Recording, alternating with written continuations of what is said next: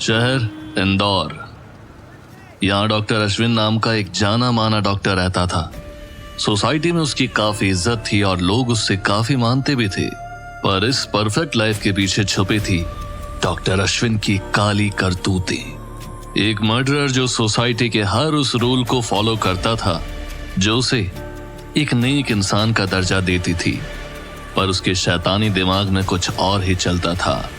ये स्टोरी है doctor death की।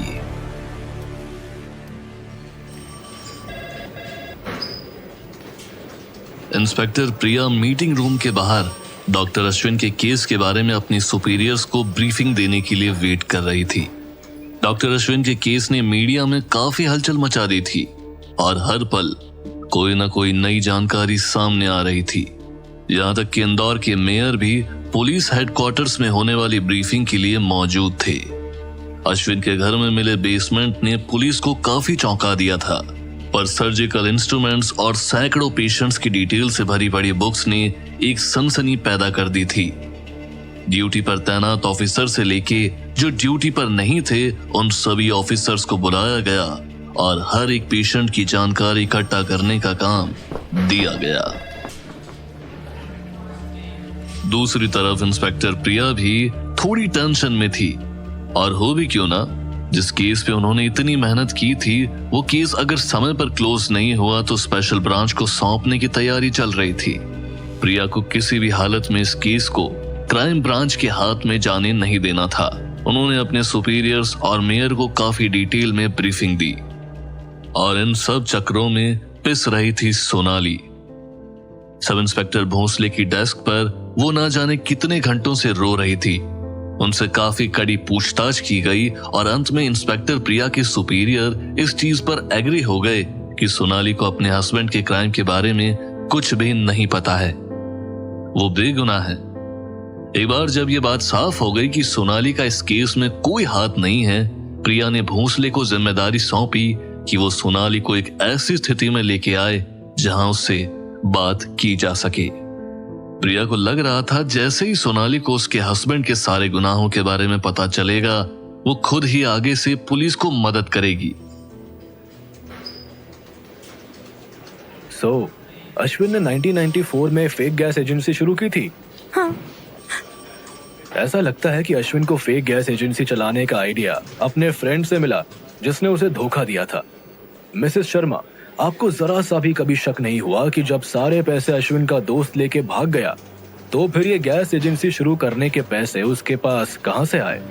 सोनाली ने इस बारे में थोड़ी देर सोचकर कहा, अश्विन और मेरी इस बारे में बात हुई थी और उन्होंने मुझे कहा था कि उन्होंने लोन लिया है। मिसेस शर्मा, आपके हस्बैंड ने आपसे झूठ बोला था। उन्होंने कोई लोन नहीं लिया था। उसी दौरान उसने अपने राइट हैंड चौधरी को फेक गैस एजेंसी रैकेट चलाने के लिए हायर किया था ताकि गैस एजेंसी के साथ साथ वो अपना क्लिनिक भी चला सके। क्या चौधरी? उसका इन सब से क्या लेना देना है? क्या वो भी इस रैकेट का हिस्सा है? आपको ये सब कैसे पता चला?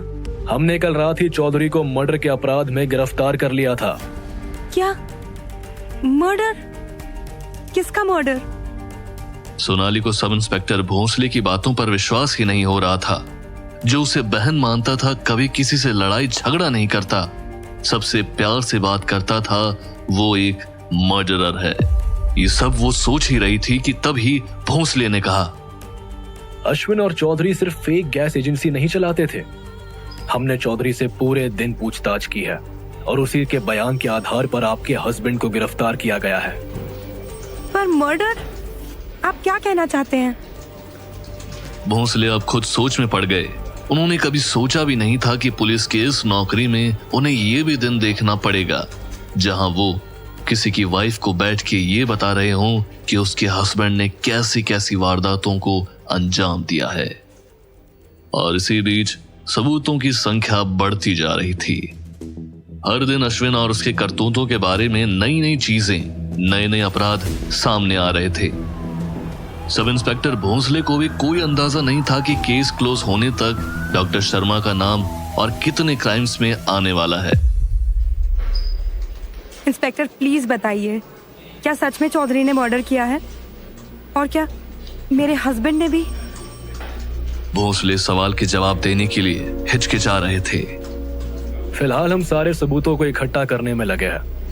हम उनके पूर्व सहकर्मी, पेशेंट्स, क्लाइंट्स और उन सबसे बात कर रहे हैं जो इस फेक गैस एजेंसी का शिकार हुए हैं। सोनाली भोसले के इस जवाब से संतुष्ट नहीं थी। मुझे ये सब नहीं जानना। मुझे सच बताइए, क्या मेरे हस्बैंड ने किसी को जान से मारा है? भोसले अब इस बात को और नहीं छुपा सकते थे। आखिर में उन्होंने बता ही दिया। हाँ, मुझे डर है कि उन्होंने भी मर्डर किया है। अश्विन ने ऐसा क्यों किया? कब किया? कितने लोगों को मारा है उन्होंने? भोसले का जवाब सुनते ही सोनाली ने सवालों की बौछार कर दी। हमें अब तक ये नहीं पता है कि उन्होंने कितने लोगों का कत्ल किया है। हमारे पास सारी डिटेल्स और एविडेंस नहीं है, क्योंकि आपके हस्बैंड ने बहुत ही चालाकी से सारे एविडेंसेस को छुपा दिया या नष्ट कर दिया है। हमें यह भी नहीं पता है कि चौधरी का इसमें कितना हाथ था। हम नहीं जानते कि इस स्कैंडल में वो किस हद तक शामिल था। शायद उसे इस स्कैंडल के बारे में सब कुछ पता है। चौधरी और मेरे हस्बैंड काफी क्लोज थे। वो दोनों साथ में लॉन्ग ट्रिप्स पर जाते थे। कम से कम हफ्ते में 2 बार वो दोनों ट्रिप्स पर जाते ही थे। मुझे लगता था वो बिजनेस के सिलसिले में जा रहे होंगे, पर अब मुझे लगता है कि उन ट्रिप्स के पीछे कुछ और ही कारण था। आप बिल्कुल सही कह रही है मिसेस शर्मा। आपके हस्बैंड और चौधरी राजस्थान आते जाते रहते थे। वहां जाकर वो हाईवेज पर ट्रक ड्राइवर से लिफ्ट मांगते थे और बीच रास्ते में ही उन ड्राइवर्स का कत्ल कर देते थे।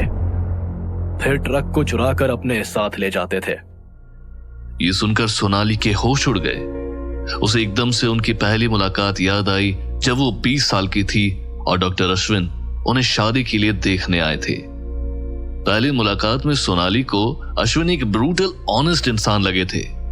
सोनाली को विश्वास ही नहीं हो रहा था कि अश्विन ऐसा कुछ भी कर सकते हैं, पर भोसले ने उन्हें समझाया कि जो भी वो कह रहा है वो बिल्कुल सच है। सोनाली को समझ ही नहीं आ रहा था कि वो कैसे रिएक्ट करे। उसका एक हिस्सा कह रहा था कि उसे अपने हस्बैंड के साथ खड़ा होना चाहिए, पर इन सब घिनौनी वारदातों के बारे में सुनने के बाद उसने इस विचार से परहेज कर लिया। अश्विन ने जो किया था उसके बाद वो कतई उसका सपोर्ट नहीं कर सकती थी। सच कहे तो उसे सबसे ज्यादा शौक अश्विन के दिए बिट्रेयल से हुआ था। सोनाली को जब अश्विन शादी के लिए पहली बार देखने गया था, उस समय सोनाली शादी के लिए बिल्कुल भी तैयार नहीं थी। उसके काफी सारे सपने थे, उसे आगे पढ़ना था, पर जब वो अश्विन से मिली तब उन्होंने अपना मन बदल लिया।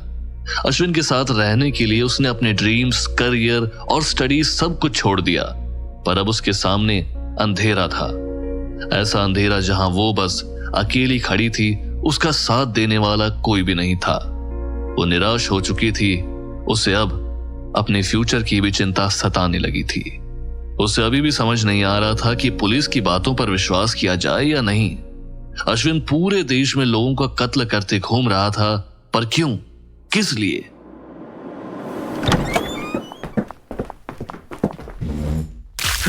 ठंडे पानी की बूंदें शरीर पर पड़ते ही चौधरी हड़बड़ाते हुए उठ गया। अभी तक इस चौधरी ने कुछ बताया? नहीं मैडम, ये कुछ बोल ही नहीं रहा है। सुन बे चौधरी, अगर तूने अभी मुंह नहीं खोला तो तेरी जुबान खींच के तेरे हाथों में दे दूंगी। और ये डंडा देख रहा है ना, जब तक ये टूट नहीं जाता तब तक तेरी खातिरदारी की जाएगी। इसलिए अभी जो मैं पूछूं उसका सीधा सीधा जवाब मुझे मिलना चाहिए। हाँ मैडम, मैं बताता हूँ। चल बता, तूने ये ट्रक कहाँ से चुराया? मैडम, मैं और मेरा साथी राजस्थान में हाईवे से ट्रक ड्राइवर से लिफ्ट मांगते थे और फिर उनका कत्ल करके ट्रक के साथ फरार हो जाते थे। फिर ट्रक में रखे सामान को बेच देते थे और किसी को कुछ पता ना चले, इसलिए ट्रक के अलग अलग पार्ट्स अलग अलग जगह पर बेचते थे। और ये तेरा साथी कौन है, कहाँ है? इंस्पेक्टर प्रिया के इस सवाल पर चौधरी ने चुप्पी साध ली। मैडम, मैं सब बताता हूँ। मैं सब बताता हूँ, बस मारना बंद कीजिए। मैं सब बताता हूँ।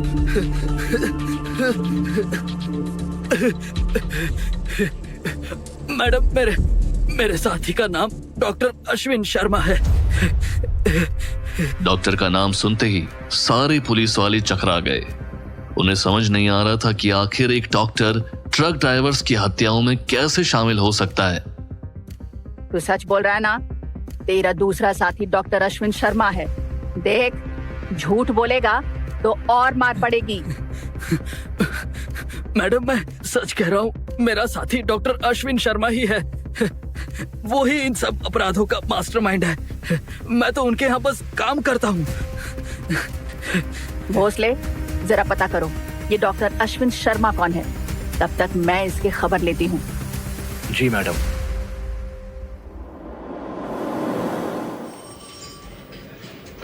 क्या उन्होंने ये सब पैसों के लिए किया था? हाँ, अभी तक की जांच से तो यही लग रहा है। अश्विन ने ये सब पैसों के लिए किया था। ट्रक ड्राइवरों की हत्या करने के बाद अश्विन और चौधरी ट्रक लेकर फरार हो जाते थे और उस ट्रक में रखे माल को बेच देते थे। साथ ही साथ ट्रक को भी बेच देते थे। कुल मिलाकर हर एक ट्रक के पीछे उन्हें करीब 40 से 50 हजार मिलते थे। ये सब आपको चौधरी ने बताया? हाँ, पर अभी भी उसने सब कुछ नहीं बताया है। हमने काफी कोशिश की उससे सच उगलवाने की, पर वो पूरी बात नहीं बता रहे हैं।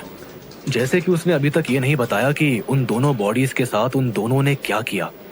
हमें पता तो है कि वो ट्रक चुराते समय ड्राइवर्स की हत्या कर देते थे, पर इस चीज को साबित करने के लिए हमारे पास कोई सबूत नहीं है। लेकिन चौधरी ने हमें इतनी जानकारी तो दे ही दी है कि हम आगे की कार्रवाई कर सके।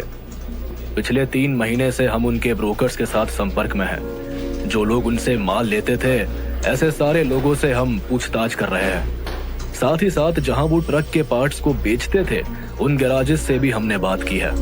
क्या आपने उन्हें इसी तरीके से पकड़ा? हाँ और ना भी। वो दोनों काफी शातिर है। उन्होंने कुछ मौकों को छोड़कर कभी सेम जगह पर माल को बेचा नहीं। हमारा अंदाजा है कि ये सब वो पिछले 5 साल से कर रहे थे, या शायद उससे भी काफी पहले से। पिछले कुछ महीनों से हमने इन्वेस्टिगेशन को काफी स्ट्रिक्ट कर दिया था। कुछ मौकों पर ट्रक को चुराने के बाद उनके पास ट्रक्स के पार्ट्स बेचने का समय नहीं होता था, और हमें लगता है कि ये सब लगातार होने लगा। तब ट्रक्स के पार्ट्स करने के बजाय उन्होंने पूरे के पूरे ट्रक्स को ही बेचना शुरू कर दिया। हमारी इन्वेस्टिगेशन के हिसाब से वो ये सब ट्रक्स इंदौर के लोकल वेंडर्स को बेचते थे। सोनाली स्कैंडल के डिटेल्स को सुन के चौंक तो गई थी, पर अब उसे इस केस की तह तक जाना था। अब सोनाली ने रोना बंद कर दिया था और सब इंस्पेक्टर भोंसले की बातों को वो काफी ध्यान से सुन रही थी। और पुलिस को इन अपराधों की भनक लग गई। हाँ, हमने राजस्थान पुलिस के साथ कोऑर्डिनेट करना शुरू किया। जो भी ट्रक्स और ट्रक ड्राइवर्स लापता थे, उनके बारे में हमने जानकारी इकट्ठा करना शुरू किया। जैसे ही मिसिंग ट्रक्स के बारे में जानकारी मिलती थी, हम उन जगहों पर तलाशी करने लगे जहां अमूमन ऐसे ट्रक्स को बेचा जाता है। ये काफी लंबा और डिफिकल्ट प्रोसेस ऑपरेशन था। इंदौर और राजस्थान के बीच जांच करने में हमें लगभग 3 महीने लग गए, पर आखिरकार हमें पिछले हफ्ते कुछ ट्रक्स मिले जिन्हें चौधरी बेचने की कोशिश कर रहा था। फिर हमने चौधरी को भी ढूंढ निकाला और उसे अरेस्ट कर लिया। अगर चौधरी ने सब कुछ कबूल कर लिया है तो आप मेरे हस्बैंड से पूछताछ क्यों कर रहे हो? उनसे पूछताछ करके आपको क्या पता चल जाएगा? चौधरी ने सब बता तो दिया है। मिसेस शर्मा, जैसे मैंने आपको पहले भी बताया है, चौधरी ने हमें काफी चीजें बताई है, पर उसने अभी तक सब कुछ नहीं उगला है। हमें अभी तक उनके सारे अपराधों के बारे में जानकारी नहीं मिली है। हम नहीं जानते कि उन्होंने कितने लोगों का खून किया है। हमें काफी सारी चीजें पता करनी है, पर हाँ, हमारे पास इतने सबूत तो है ही कि आपके हस्बैंड को कन्फेशन देना ही पड़ेगा। सोनाली को अब तक काफी चीजें पता चल चुकी थी। अपनी आंखों को बंद करके वो सब बातों के बारे में सोचने लगी और देखते ही देखते उसकी आंखों से आंसू आने लगे। सोनाली को रोते हुए देख के सब इंस्पेक्टर भोसले ने मान लिया कि उन्होंने काफी सारी चीजें सोनाली को बता दी हैं, और कुछ समय बाद उन्हें अपने हस्बैंड के और कई क्रूर अपराधों के बारे में पता चलने वाला था। पर भोसले ने डिसाइड कर लिया था कि इन सब के बारे में सोनाली को बताने वाले वो नहीं होंगे। भोसले ने अब पहले ही उन्हें इतनी जानकारी दी थी कि सोनाली की नींद उड़ गई थी। शायद अब वो अपने मन में कई सवालों को लेके उलझी होंगी। अपनी शादी, अश्विन, अपनी पूरी जिंदगी, इन सबको उन्होंने सवालों के कटघरे में खड़ा किया होगा। सोनाली की हालत देखकर भोसले ने डिसाइड कर लिया था कि अब वो उन्हें अश्विन के घर की बेसमेंट में जो दहला देने वाला क्राइम सीन मिला था, उसकी जानकारी नहीं देंगे। वो नहीं चाहते थे कि सोनाली और सहम जाए। डॉक्टर अश्विन शर्मा की दहला देने वाली करतूतों की ये बस एक झलकी थी।